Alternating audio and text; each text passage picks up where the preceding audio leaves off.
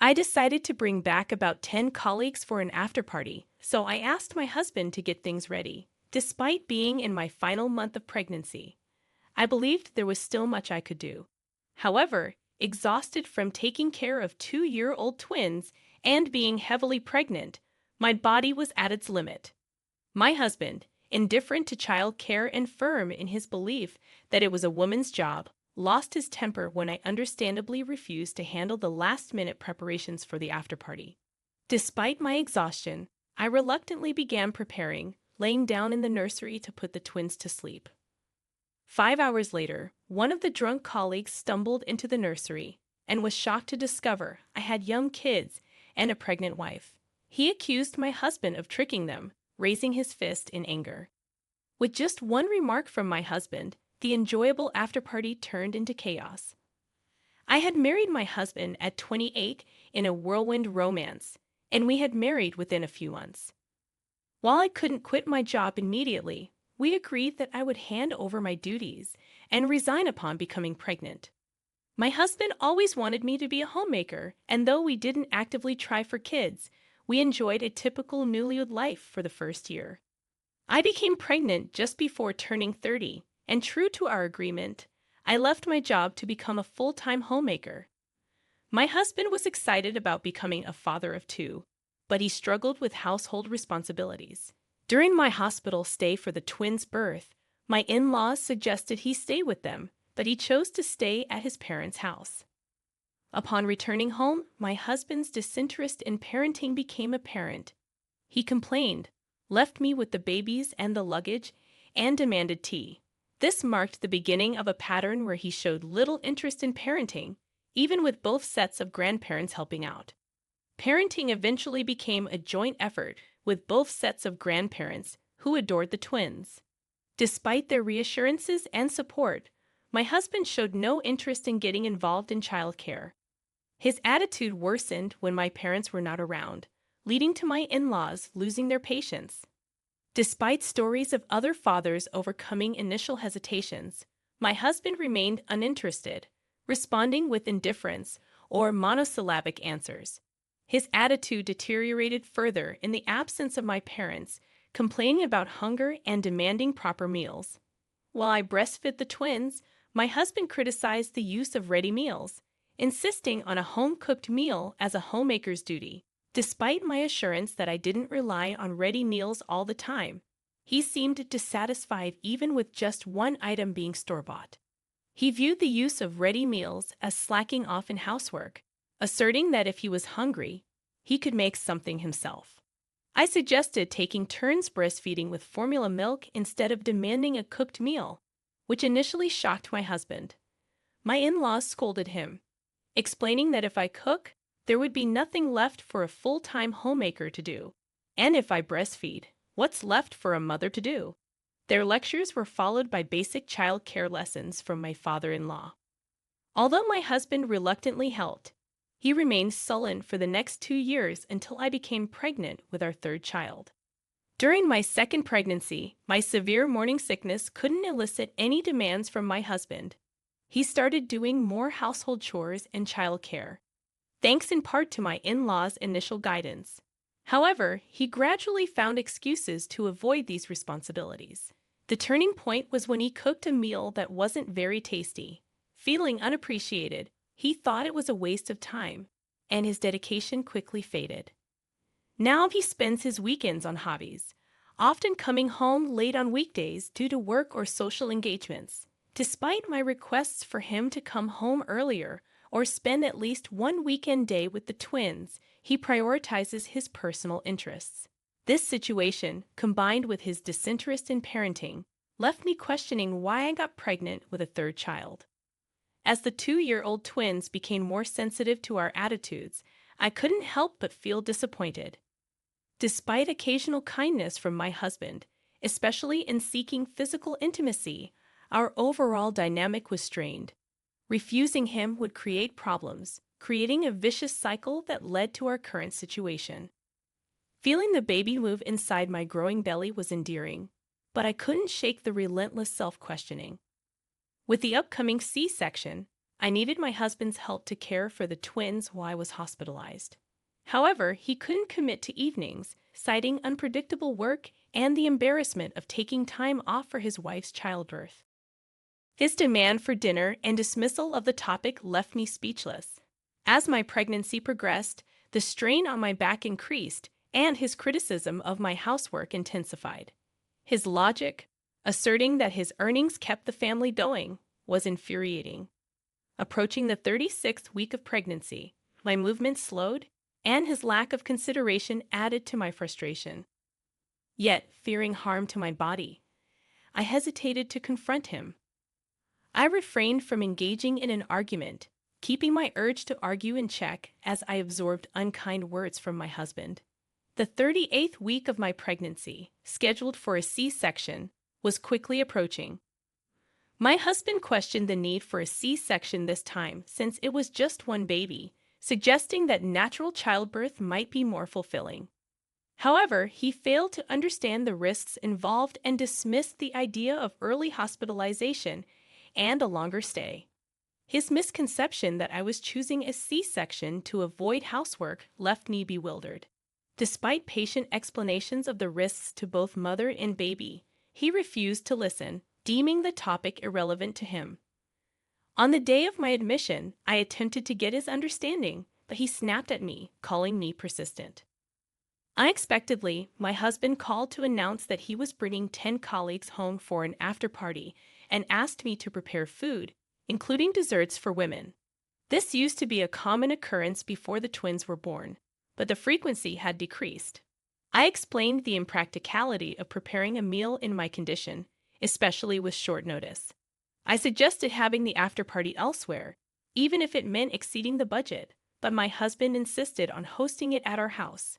Feeling drained, I succumbed to his demands, warning him that I could only make do with what we had. I managed to prepare a meal for 10 people using extra ingredients I had bought earlier. As I cooked, I felt my belly tensing up, and I wondered if I'd be able to go shopping again tomorrow. My husband instructed me to hide in the room with the twins and stay quiet once everything was ready. While putting the twins to bed, the pain in my belly became more intense. Worried, I tried to hold back a cry and stayed hidden. The pain escalated, and just then, a colleague drunkenly opened the door, mistaking the room for the bathroom. In the room were the sleeping twins and me, a pregnant woman barely holding back a groan of pain. I brushed off the colleague's intrusion, asking him to enjoy himself without worrying about us. However, from the living room, I overheard his angry voice questioning my husband's decision to leave me alone with the kids, especially considering my pregnancy. I had assumed they were being considerate, but this sudden change in their attitude left me puzzled. I wondered if they were joking around after a few drinks, and my husband took it seriously. I believed it had come to this point because once my husband had committed to hosting the after-party, he couldn't back down. Prioritizing appearances, he even got angry and demanded that I comply. However, from the conversation among his colleagues, it seemed that my husband had been persistently inviting a particular colleague who had been declining invitations due to small kids at home. The colleague felt guilty for attending so late at night to a house with kids and a pregnant woman.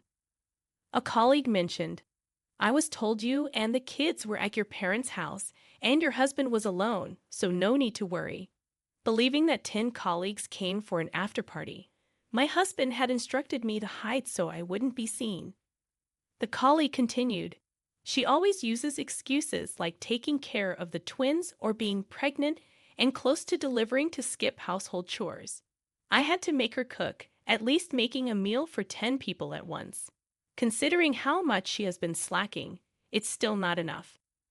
My husband confidently supported this perspective, stating with confidence, "Cooking for 10 people at this hour. It's still not enough." Curious and worried, I left the room, fearing my enraged husband's reaction. I witnessed a colleague grabbing my husband by the shirt in the living room, even as the drunken colleagues tried to calm him down. Some colleagues, including those with children the same age as the twins, expressed disbelief and scorn toward my husband. Female colleagues labeled him the worst kind of husband, suggesting disbanding the gathering. Some colleagues started to tidy up, and my husband, confronted as the worst husband and father, shrank from his previously arrogant demeanor. Several colleagues noticed me and apologized. Seeking relief, I moved to a nearby sofa. While on the sofa, I realized that the pain in my stomach was coming at regular intervals, indicating labor. Seeking help from my husband, who was being scolded, proved futile. A colleague noticed and asked if I needed to call the hospital. When I nodded, they handed me the phone. I managed to call the hospital, which instructed me to come right away. Attempting to get up to fetch my hospital bag, a female colleague offered to get it with my permission. At this hour, with my husband being useless, I wondered about calling my in-laws to take care of the twins. Instead, my husband suggested going alone and requested not to use the ambulance siren to avoid embarrassment. Blaming me for his self-inflicted problems, my husband argued that I should take responsibility for the situation. Suppressing my urge to speak out, I heard the sound of something being struck. Looking towards the noise, I saw one of my husband's colleagues slapping him across the face. The colleague expressed disbelief at my husband's actions, emphasizing that giving birth is a matter of life and death. My husband, still defiant, argued that he was not at fault and even threatened to sue for assault. However, none of his colleagues were listening anymore. As the commotion continued, the twins woke up, scared by the unfamiliar adults and raised voices, and began crying.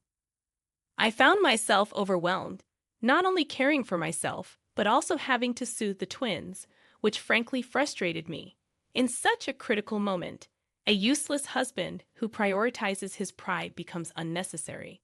Just as I contemplated calling my in-laws for help, a female colleague and a colleague with children offered to take care of the twins. Gratefully, I accepted their offer. The woman mentioned her experience caring for nieces and nephews, while the man shared that his kids were about the same age as the twins. I informed them about the abundance of toys in the twins' room, no allergies to worry about for meals, and the freedom to use any available food. Additionally, I mentioned that my mother-in-law was expected in the morning, but I would contact her to come earlier. Some colleagues who had gone through childbirth suggested taking a taxi to the hospital, but it was taking too long. A colleague mentioned having a nearby subordinate who wasn't at the gathering, and he rushed over after being called. Ignoring my husband's insistence on his righteousness, the colleague's subordinate drove me to the hospital. The female colleague who accompanied me volunteered to stay until my in-laws or parents arrived. Expressing gratitude, she even contacted my parents and in-laws on my behalf. Despite having work the next day, she insisted it was fine and stayed with me until my in-laws arrived. My parents, living out of state, arrived the next morning, relieved to hear that both mother and child were safe. However, the real turmoil began once everything settled down. My in-laws and parents, upon learning that the woman who called them was my husband's colleague, suspected infidelity. They rushed to the hospital, and hearing the full story, realized the situation was more serious than an affair.